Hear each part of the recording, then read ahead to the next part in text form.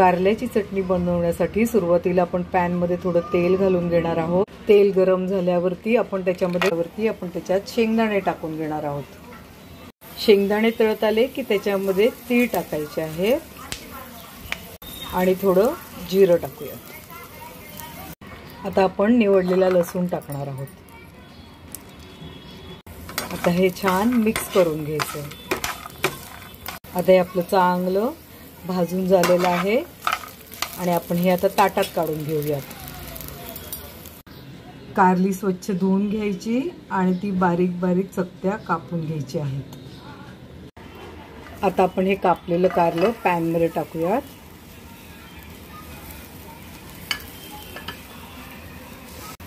त्याच्यामध्ये आपण मीठ टाकून घेणार आहोत।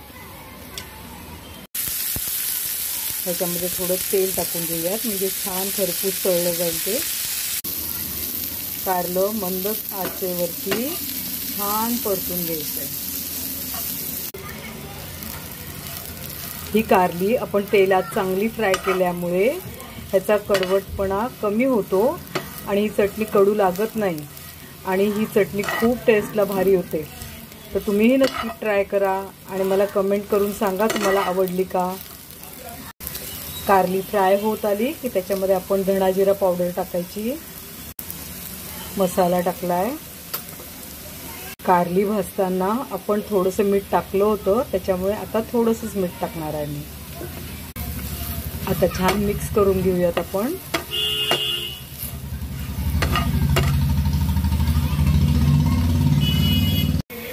तुमच्याकडे जर आमचूर पावडर असेल तर ह्याच्यात ॲड करा।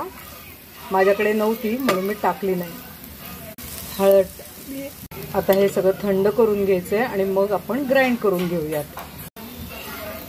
ही चटणी तुम्ही फ्रीजमध्ये स्टोअर करून ठेवू शकता जी 1 ते 1.5 महिन्यापर्यंत चांगली राहते।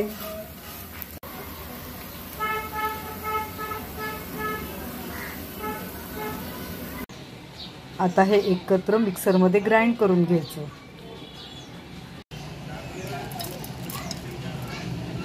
अशा प्रकारे आपली कारल्याची चटणी रेडी झालेली आहे।